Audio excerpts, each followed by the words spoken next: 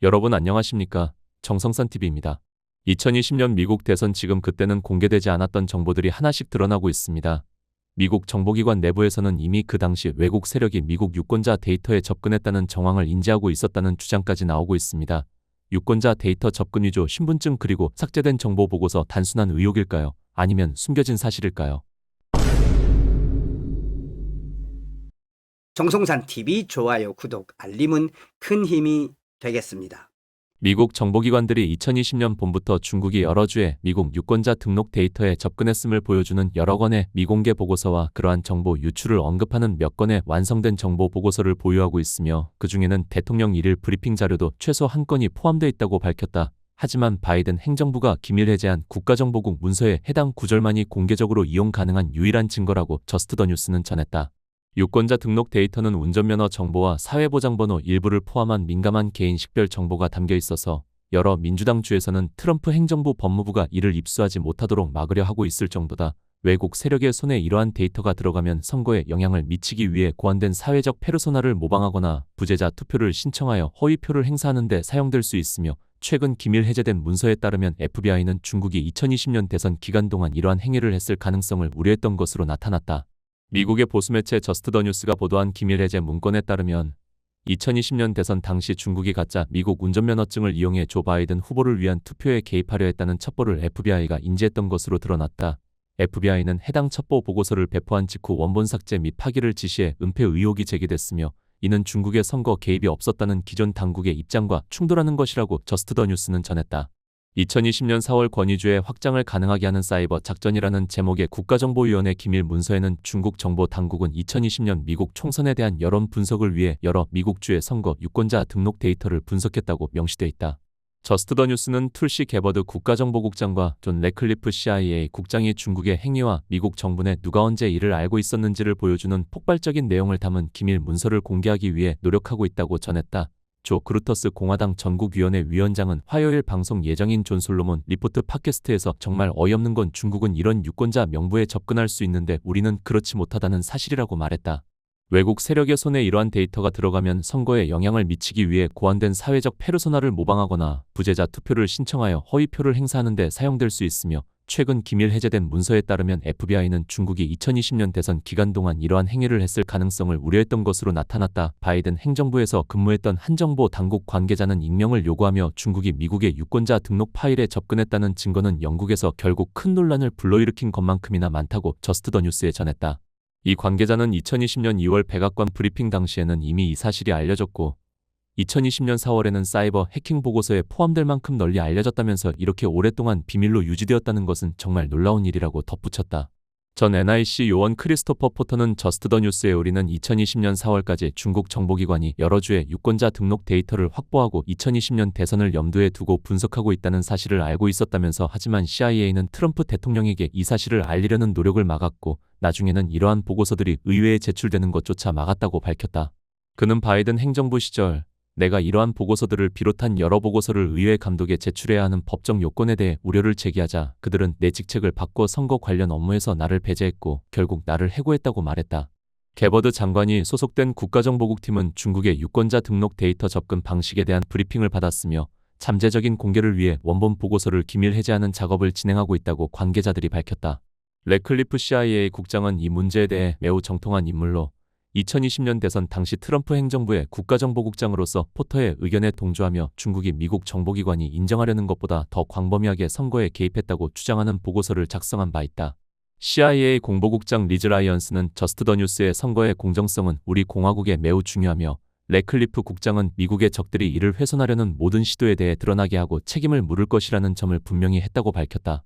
중국이 미국 유권자 데이터에 접근했다는 사실이 드러난 가운데 상원 의원들은 이번 주 트럼프 대통령의 최우선 과제인 미국 구하기 법안을 논의할 예정이다.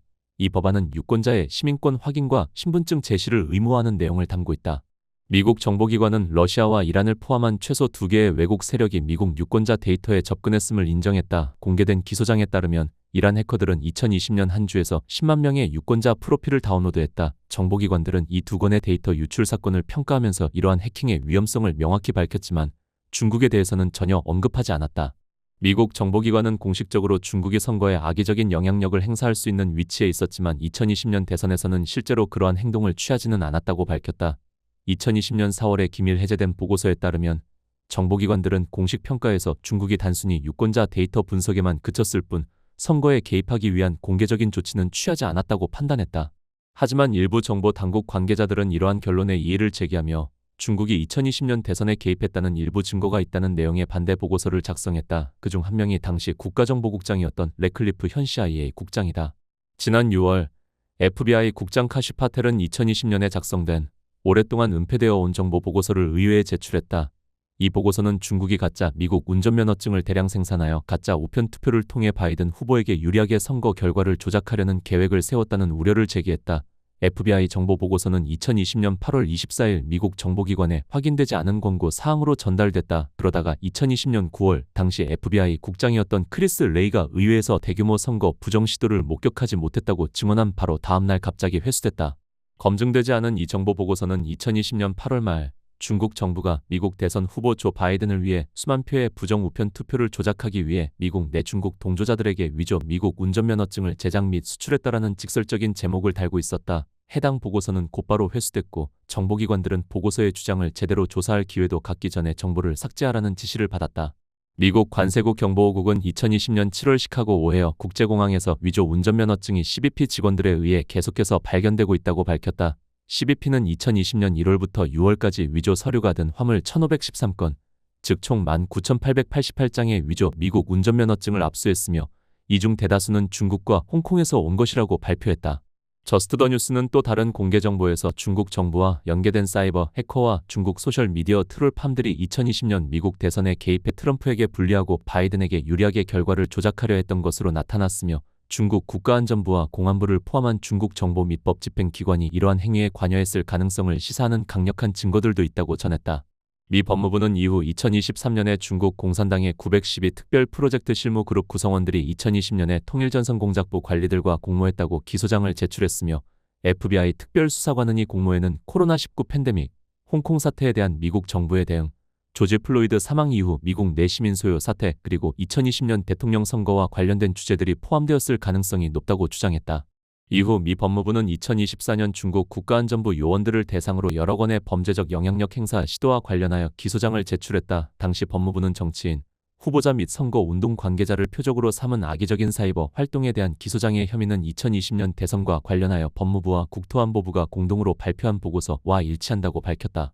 해당 보고서는 중국 정부와 연계된 행위자들이 2020년 연방선거 기간 동안 미국 정치 조직, 후보자 및 선거 운동과 관련된 네트워크의 보안에 중대한 영향을 미쳤다는 사례를 언급한 바 있다. 기소장에 따르면 APT31 소속으로 확인된 중국 해커 7명은 14년에 걸쳐 미국 및 해외 비판자, 기업, 정치인들을 표적으로 삼아 컴퓨터 침입 및 전산 사기 공모 혐의로 기소됐다. 법무부는 수십 명의 국가정보국 정보 요원들이 이 사건에 연루되었다고 밝혔다. 연방 법무부는 피고인들은 적어도 2010년부터 APT31 그룹과의 연루를 통해 중국 안팎의 정치적 반대파 및 지지자로 추정되는 인물들, 미국 및 기타 국가의 정부 및 정치 관계자, 후보자 및 선거 운동 관계자, 그리고 미국 기업들을 대상으로 전 세계적인 컴퓨터 해킹 캠페인을 벌였다고 밝혔다.